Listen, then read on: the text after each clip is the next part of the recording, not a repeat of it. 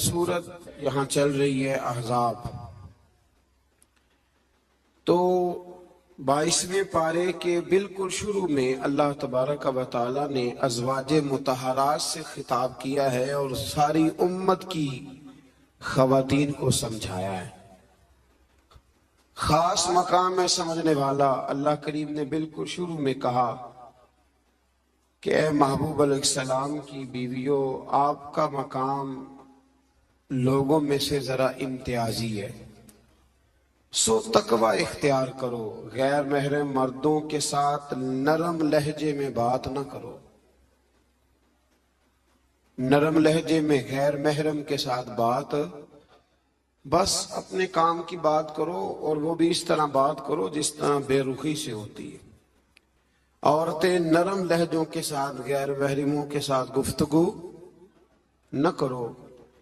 اور پھر ارشاد فرمایا جا رہا ہے کہ ضرورت کے مطابق بات کرو، زیادہ بات بھی نہ کرو، اپنے گھروں میں رہو اور زمانہ جاہلیت کی طرح زیب و زینت کی نمائش نہ کرو۔ نماز اور زکوٰۃ، اللہ اور اس کے رسول صلی اللہ علیہ وسلم کی اطاعت پر کاربند رہو، اور جو ایسا کریں گی تو ان کو دوہرا اجر ملے گا،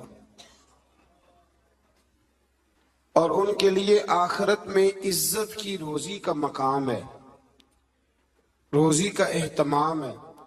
اسی مقام پر اللہ کریم نے فرمایا انما یرید اللہ لیذہب عنکم الرجس اہل البیت ویطہرکم تطہیرا۔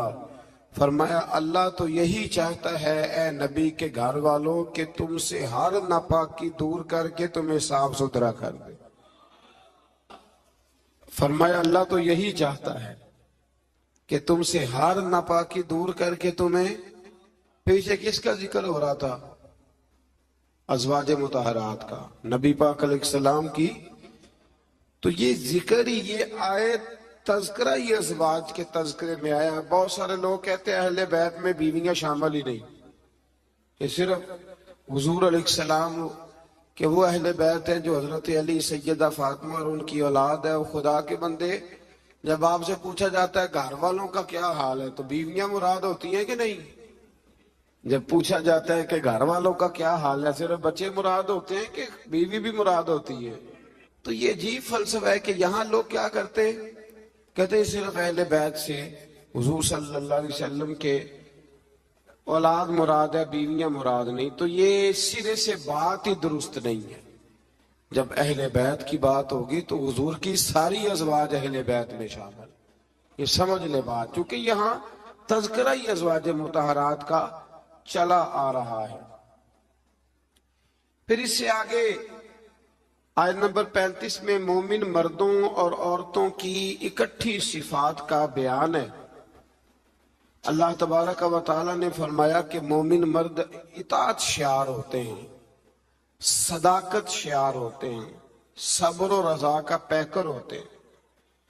ان کے دل اللہ کے حضور عجز اور تواضع کے خوگر ہوتے ہیں، وہ صدقات دینے والے ہوتے ہیں، روزے دار ہوتے ہیں، اپنی حیا اور عزت کی حفاظت کرنے والے ہوتے ہیں، اور اللہ کا کثرت سے ذکر کرنے والے ہوتے ہیں، اور ان کے لیے اللہ نے بخشش اور اجر عظیم کی نعمتیں تیار کی ہوئی۔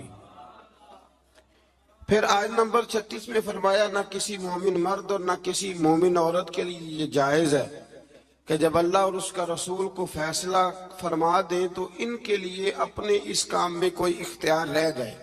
اس آیت کی تھوڑی تفسیر ضروری ہے، اس کی تھوڑی تفسیر کر دیتا ہوں۔ سورت ہوا یہ تھا کہ نبی کریم احزاب علیہ السلام نے اپنے ایک غلام کے ساتھ 22ویں پارے کے اپنے غلام کے ساتھ اللہ تعالیٰ نے ازواج مطہرات سے خطاب کیا ہے اور ساری امت زینب بنت جحش خواتین کو سمجھایا، پیغام میں نکاح بھیجا۔ خاص مقام ہے سمجھنے والا۔ اللہ انہوں نے کہا جی ہم قریشی خاندان سے ہیں اور یہ غلام ہے، تو اس کو کیسے رشتہ دیں گے؟ آپ اللہ کے حضور نے پیغام بھیجا تھا،